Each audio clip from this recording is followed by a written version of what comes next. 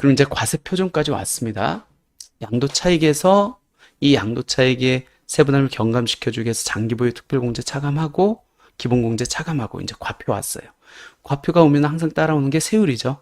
근데 양도소득세는 조세 정책 목적이 강한 세금이기 때문에 소득세 세율, 즉 6에서 45%의 8단계 누진세율, 기본세율만 적용되는 게 아니고 중과세율과 단일세율이라는 독특한 세율이 적용되고 있다. 먼저 세율 적용 시 보유기간. 보유기간은 보유기간에 따라서 아까 단기양도세율이 적용되는지 아니면 기본세율이 적용되는지 달라지기 때문에 보유기간이 판단이 중요한데 이 장기보유 특별공제 보유기간 판단하고 좀 차이가 나는 것이 있습니다. 매매나 증여는 달라질 건 없어요. 매매는 취득일부터 양도일까지, 증여는 증여 접수일부터 양도일까지 보는데 상속에서 좀 차이가 있습니다. 장기보유 특별공제는 상속 개시일부터 양도일까지 보유기간을 갖고 장특공제를 적용해준다고 했는데 세율을 적용함에 있어서 상속은 피상속인의 취득일부터 양도일까지 그 기간을 갖고 적용한다는 겁니다. 왜 그럴까요? 우리가 아버님이 돌아가셨어요. 어쩔 수 없이 상속을 받았습니다. 상속 받자마자 팝니다. 1년 내, 상속 개시일부터 1년 내. 그러면 주택 같은 경우에 몇 프로 세율이 적용돼야 되죠? 70%예요. 내가 상속받아가지고 어쩔 수 없이 상속받았는데 1년 내 팔았다고 해서 70% 세율을 적용하면은 어쩔 수 없이 상속을 받았는데 너무 억울할 수 있잖아요. 그렇기 때문에 상속받은 주택, 부동산을 팔 때에는 언제부터 피상속인의 취득일부터 세율 보유기간을 기산해서 세율을 적용하겠다. 어떻게 보면 납세자한테 굉장히 유리한 거겠죠. 왜? 어쩔 수 없이 상속받았기 때문에 그렇게 적용하는 겁니다. 근데 장특공제는 틀리죠. 장특공제는 내가 받은 양도 차익에 대해서 일정 부분을 공제해 주는 제도입니다. 그럼 내가 받은 양도 차익은 어떻게 산정하죠? 양도 가액에서 상속 개시일 당시의 평가 금액. 그러면 그 평가 금액에 대해서 일정 부분을 차감해 주는데 장특공제는 내가 발생한 양도 차익을 전제로 해서 일정 부분을 공제해 주는 제도거든요. 그렇기 때문에 상속 개시일 이전께 적용되면 안 되겠죠. 그래서 세율을 적용할 때 하고 장기보유 특별공제를 적용할 때 보유기간 계산은 약간 차이가 있다는 거 그거 기억해 두시면 될 것 같고요. 그럼 현재 양도소득세 세율 한번 볼게요. 첫 번째, 단기 양도 시 굉장히 높은 세율이 적용됩니다. 즉 2년 미만 보유하고 양도했을 때 투기 목적이 있다고 보는 거예요. 근데 어떤 부동산을 양도했느냐에 따라서 현행 세율이 다릅니다. 토지, 건물, 부동산은 1년 미만은 50%, 1년에서 2년 사이는 40%, 2년이 넘으면 비로소 기본세율이 적용됩니다. 2년이 넘으면은 투기 목적이 없다고 보는 거예요. 근데 내가 양도하는 부동산이 주택과 조합은 입주권입니다. 그럼 세율이 다르죠? 1년 미만은 70%, 1년에서 2년 사이는 60%, 2년이 넘으면 비로소 기본세율. 근데 얘가 주택 분양권이면 얘가 또 달라집니다. 1년 미만은 70%, 1년 이상이면 60%입니다. 그러니까 주택 분양권 같은 경우는 내가 2년 이상 보유한다고 해서 기본세율이 적용될 여지가 없어요. 그래서 한때는 주택 분양권을 엄청 투자를 했는데 지금 주택 분양권은 거의 투자를 안 쳐. 왜? 2년 이상 보유한다 할지라도 기본세율이 적용 안 되기 때문에 차익이 발생하면은 지방소득세까지 최대 77%, 그 다음에 최소 66%의 세금을 내야 되기 때문에 투자할 가치가 없다고 봐서 지금 주택 분양권에 대한 투자는 굉장히 시들어졌습니다. 그러니까 어떤 부동산 인지에 따라서 단기 양도했었을 때 세율이 달라진다는 거. 특히 이 단기 양도 세율과 관련돼서 주의하셔야 될 거는 주거용 오피스텔 분양권입니다. 주거용 오피스텔 분양권을 내가 1년 미만 보유하다 양도했습니다. 어떤 세율이 적용될까요? 주거용 오피스텔 분양권. 혹자들은 주택으로 보였기 때문에 70%라고 얘기하는 분들도 있을 거고 주택은 아닌 것 같고 주택 분양권도 아닌 것 같고 그러면 토지, 건물, 부동산에 대한 권리, 이 부동산에 대한 권리에 해당돼서 50%가 적용되지 않습니까? 라고 생각하는 분들도 있을 겁니다. 어떤 게 적용되죠? 오피스텔은 항상 언제 주택으로 되는 겁니까? 오피스텔, 주거용 오피스텔을 주거로 사용한 날. 주거로 사용하기 전에는 공부상으로 보는 게 맞죠. 그러면 주거용 오피스텔은 공부사항이 뭐죠? 주택이 아니죠? 업무시설입니다. 업무시설에 대한 분양권은 뭐죠? 부동산에 대한 권리입니다. 결론, 주거용 오피스텔은 주거로 사용되기 전까지는 공부상 용도로 보기 때문에 부동산에 대한 권리가 맞고 그 주거용 오피스텔의 분양권을 1년 내에 양도하면은 70% 주택에 대한 70% 단위세율이 아닌 50%가 적용된다는 것까지 기억해 두시면 좋을 것 같습니다. 이번에는 2년 이상 보유했습니다. 그러면은 우리 종합소득세율과 같이 6에서 40% 8단계 누진세율이 적용된다. 이 8단계 누진세율 적용할 때 원칙은 이렇게 보죠. 만약 1억 원의 과표가 생겼다고 하면 어떻게 자르죠? 1,400만 원까지는 6%, 5천까지는 15%니까 1,400 요 구간은 6%, 1,400부터 5천까지는 15%, 5천에서 8,800까지는 24%, 8천에서 1억 사이는 35% 이렇게 구간별로 이제 나눠 가지고 세율을 적용한 다음에 합산하죠. 근데 이렇게 합산하면 굉장히 복잡하죠. 그래서 보통은 이제 누진 공제액을 적용하죠. 누진 공제액은 어떻게 활용하죠? 과세 표준이 1억 원이라고 하면 요 구간이겠네요. 요 구간. 그러면은 1억 원에 대한 35%를 곱하고 누진 공제 1,544만 44만 원을 차감하면 똑같이 나오죠. 그래서 구간별로 계산하는 것보다는 이렇게 누진 공제율을 적용해서 계산하면은 손쉽게 계산할 수 있다라는 겁니다. 이번에는 이제 또 다른 조정 대상 지역에 소재한 중과 대상 주택 양도시 중과세율입니다. 이건 정책 목적으로 중과를 하고 있죠.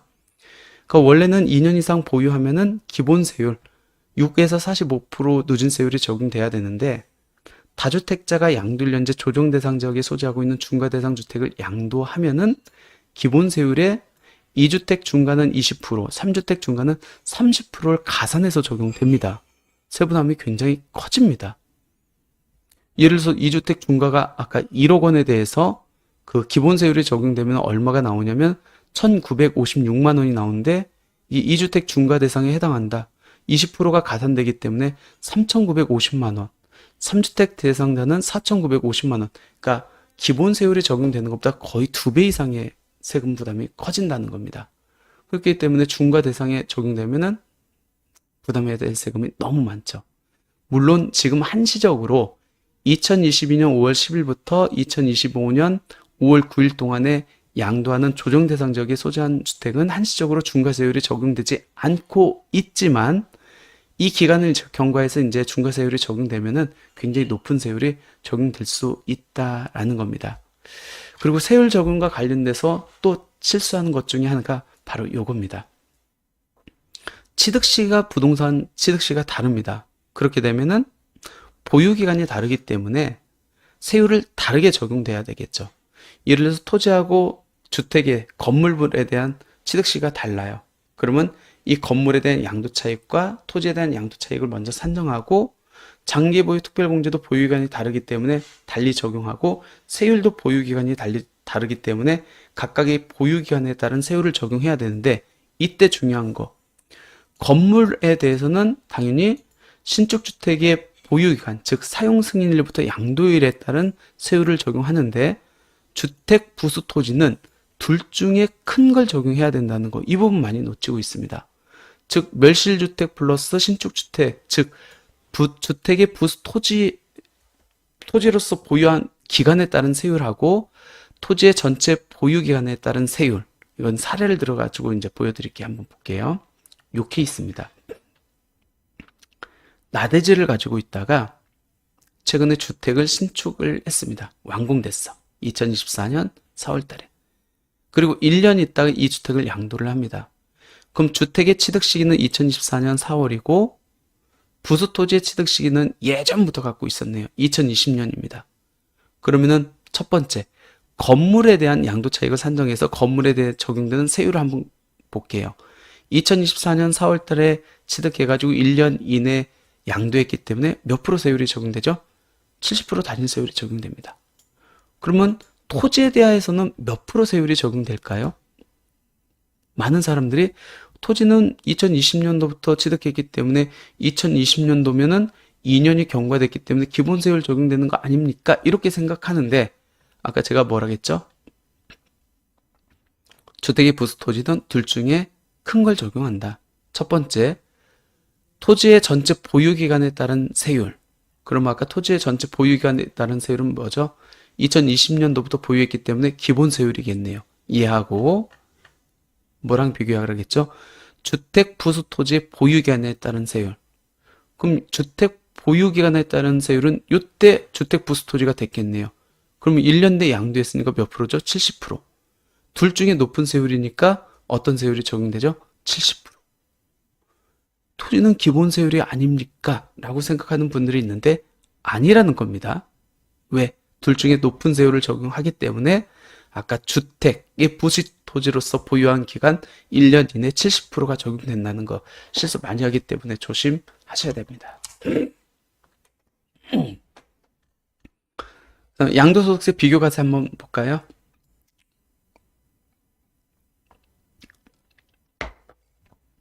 양도소득세 세율이 세 가지가 적용된다고 했습니다. 기본세율, 단일세율, 중과세율. 세 가지가 적용되기 때문에 하나의 부동산에 단기 양도세율이 적용될 수도 있고 중과세율이 적용될 수도 있거든요. 이렇게 중복돼서 적용되면 어떤 걸 적용해야 됩니까? 이제 그 얘기입니다. 그래서 양도소득세 비교 과세입니다.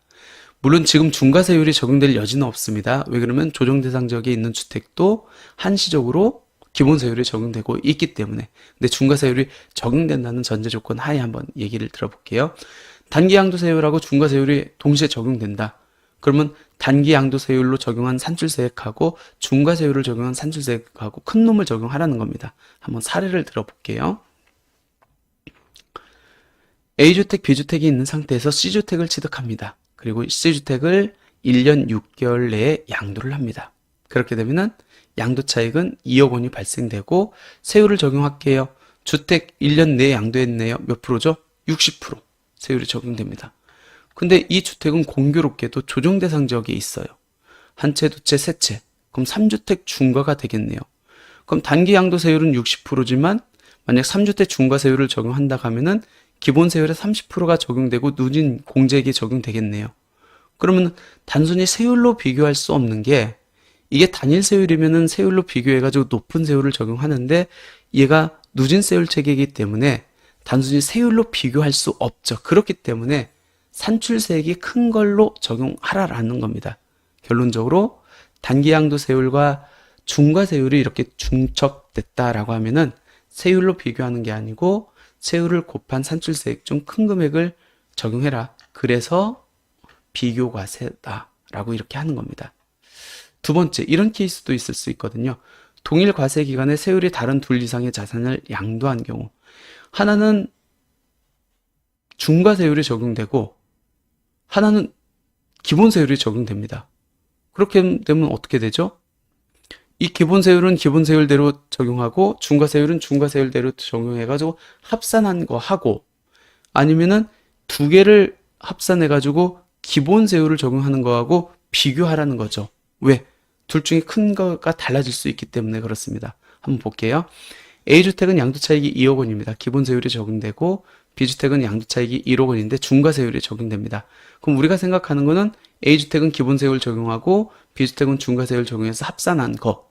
근데 이때 비교과세를 해야겠죠. 왜? 두 개를 합해가지고 기본세율을 적용하면은 누진세율이 더 높아질 수 있기 때문에 얘가 세부담이 클 수 있거든요. 그래서 이렇게 세율이 중과됐을 때는 세율을 적용해서 큰 산출세액을 적용해라. 그래서 비교과세까지 그렇게 알아보시면 될 것 같습니다.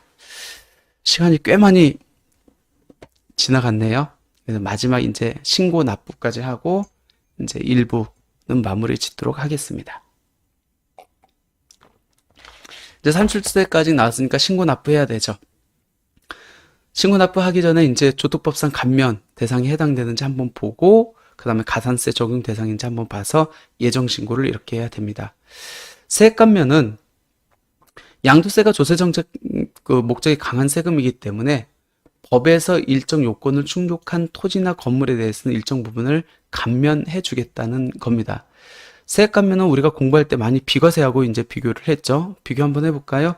비과세는 신고 의무가 없죠. 1세대 1주택 비과세 양도가액이 12억 원 이하다. 원칙적으로 신고 의무가 없습니다. 납부세액도 없죠. 그 다음에 비과세 적용 신청도 없습니다. 근데 세액 감면은 얘기가 다르죠. 과세 대상입니다. 과세 대상. 과세 대상이기 때문에 신고 의무가 당연히 있고 납부세액도 발생할 수 있습니다. 왜?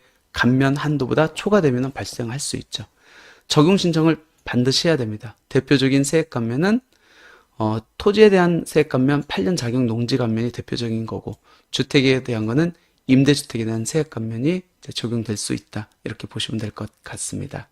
그래서 대표적인 토지에 대한 세액 감면은 8년 농사 진 거에 대한 세액 감면, 8년 자격 농지 감면에 대한 거가 있고, 8년 동안 농사 짓지 않았지만 4년 이상 농사 진 거를 요걸 팔고 다시 새롭게 토지를 취득해가지고 종전의 토지 경작기간하고 합산해서 8년 이상 되면은 농지 대토 감면이라는 걸 받을 수 있습니다. 뭐 세부적인 거는 나중에 한번 보시면 될 것 같고, 농지에 대해서 보통 이제 감면을 많이 해주고 있는데, 농지가 아닌 뭐 나대지라든지 임야도 감면 받을 수 있는 게 있죠. 그게 공익사업에 대한 토지의 감면, 개발 제한 구역 내 토지에 대한 세액 감면 등이 여기에 해당한다. 주택에 대한 감면은 크게 세 가지로 구분이 됩니다. 임대주택에 대한 세액 감면, 미분양 주택에 대한 세액 감면, 신축 주택에 대한 세액 감면. 이 감면과 관련된 내용은 솔직히 어렵습니다. 그래서 공부할 때 이 감면은 조금 이제 기본 내용들을 공부한 이후에 이제 공부하는 게 맞을 것 같고, 일단은 큰 틀에서 토지에 대한 감면이 이런 것들이 있고 주택에 대한 감면이 이런 것들이 있다라고 이렇게 그냥 이해하시면 될 것 같고요. 그럼 감면을 적용하고 이제 신고 납부 해볼게요.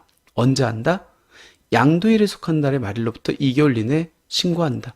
이거를 예정신고라고 합니다. 확정신고는 다음 연도 5월 달에. 근데 제가 분명 말씀드렸잖아요. 양도소득세는 소득세의 일종이고 기본적으로 종합소득세를 준용해서 이렇게 계산하는데, 그렇게 되면 양도소득세도 2개월 내에 신고하는 예정신고를 굳이 둘 필요가 없이 내년 5월 달에 신고하도록 하면 되는데, 이상하게도 양도소득세는 2개월 내에 신고하래요. 그리고 그때 안 하면 가산세를 적용하도록 규정되어 있습니다. 그 이유가 뭐죠? 부동산이라는 특성 때문에 그렇습니다. 만약 예정신고 의무를 의무화하지 않았다라고 하면은 부동산 거래 특성상 양도차익이 일시에 실현되는데, 그 실현된 수익에 대한 세금을 조기에 확보할 수 없고 납세자의 자금 부담을 완화시켜줄 수 없기 때문에 이 예정신고 제도를 두고 있습니다. 내년 5월 달에 내세요 하면은 세금 낼 거 다 쓸 거 아닙니까? 그렇기 때문에 미리 세원 확보 측면에서 예정신고 의무를 두고 있다라는 겁니다. 그래서 양도일에 속하는 달의 말일로부터 2개월 내에 신고를 해야 되는 거고, 부담부 증여 채무에 대한 양도 신고 기한은 증여 같은 경우는 3개월 이내로 되어 있기 때문에 이것도 3개월로 예외적으로 1개월을 더 주고 있다. 어디에다? 신고일 현재 주소지 관할 세무서. 신고일 현재 주소지 관할 세무서에 신고하는 겁니다. 과소신고하고 납부지연 가산세가 적용될 수 있다. 확정신고. 예정신고를 했는데 굳이 그런 확정신고 제도를 왜 두고 있을까요? 정산 문제 때문에 그렇죠. 부동산을 하나 취득했습니다. 예정신고를 했어요. 세금 제대로 납부했습니다. 당연히 확정신고 때 정산할 세금이 없겠죠. 그건 끝나는 겁니다. 근데 부동산을 1과세 기간에 2개를 양도했습니다. 그렇게 되면 어떻게 되죠? 한 채 한 채 합산해서 계산해야 되죠. 그렇기 때문에 정산 문제가 발생합니다. 그래서 예정신고 때 뒤에 판 거에 대한 예정신고 때 앞에 거를 합산해가지고 제대로 신고했으면 상관이 없는데, 얘도 그냥 기본세율을 적용하고 얘도 기본세율을 적용했다라고 하면은 동일 과세 연도에 양도이기 때문에 누진세율을 적용해가지고 정산을 해야겠죠.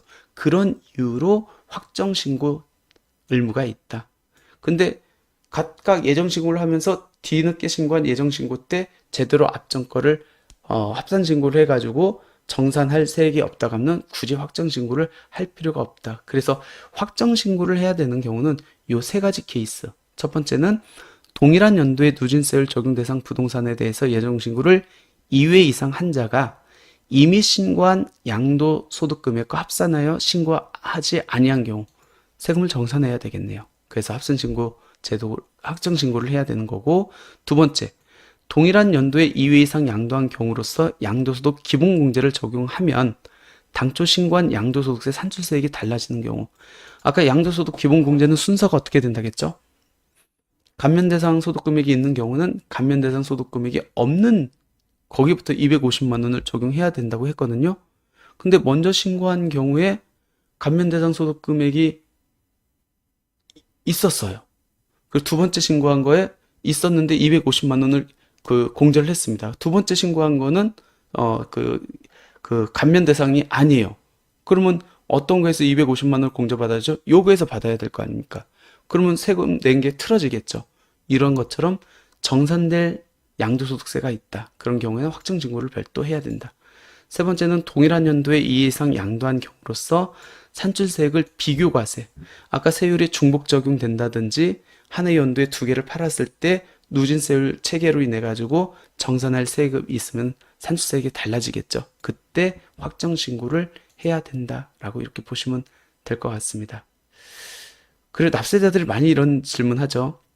비과세 대상을 양도했을 때 양도세 신고를 해야 됩니까? 안 해야 됩니까? 비과세 대상은 과세권을 포기하는 거죠. 과세관청이. 신고를 안 해도 되는 게 원칙적으로 맞습니다. 하지만 비과세를 적용받으려면 2년 보유, 2년 거주 요건을 해야 되는데 등기사항 증명서 또는 주민등록표 등으로 인해서 보유 및 거주기간 등이 확인되지 않는 경우, 또 비과세 특례가 적용되는 경우, 일시적 2주택이라든지 거주주택 비과세라든지 건설임대주택 특례라든지 감면주택에 대한 특례, 이런 것들은 과세관청이 비과세 특례의 요건을 일일이 확인할 수 없거든요. 그렇기 때문에 내가 비과세 대상에 해당한다 할지라도 관련 입증서를 첨부해 가지고 신고해 놓는 것이 좋습니다. 안 그러면 나중에 과세관청에서 별도 소명하라고 나올 수 있기 때문에 명확하게 비과세 대상인 게 별도 내가 입증을 안 해도 된다라고 하면은 신고할 필요가 없겠지만, 특례가 적용돼 가지고 거기에 대한 백데이터를 뭐 있어야 된다라고 하면은 백데이터를 첨부해 가지고 신고해 놓는 것이 좋다라는 겁니다. 양도소득세, 미실현된 소득이 한꺼번에 실현되기 때문에 양도 차익이 크게 발생하죠. 이 세금을 일시에 납부하라고 하면 납세제 부담이 너무 크겠죠. 그 부담을 경감시켜 주기 위해서 분납제도 적용하고 있다. 분납은 1,500에서 2천만 원 납부세액이면은 납부세액 1,000만 원 초과된 것만 분납하고 2천만 원 초과된 거는 50%씩 나눠서 낼 수 있다. 예를 들어서 이겁니다. 납부세액이 1,500만 원입니다. 1차 때 1,000만 원 내고 2차 때 500만 원, 두 달 텀을 주죠. 근데 납부세액이 2천만 원이 초과해요. 예를 들어서 3,400만 원이라고 가정해 볼게요. 1차 때 반, 1,700, 2차 때 1,700. 이렇게 두 달 텀을 해가지고 나눠낼 수 있습니다. 예정신고를 양도일에 속하는 달의 말일로부터 2개월 이내에 신고하도록 되어 있는데, 무신고한 경우 20%, 과소신고한 경우 10%. 세금을 이제 늦게 냈다. 그러면 만분의 2.2원씩 해가지고 이제 납부지연 가산세 적용하고 있다. 근데 이 신고불성실 가산세가 무신고 20, 과소신고 10%인데 40%짜리가 있습니다. 굉장히 높죠. 부정행위에 대한 가산세입니다.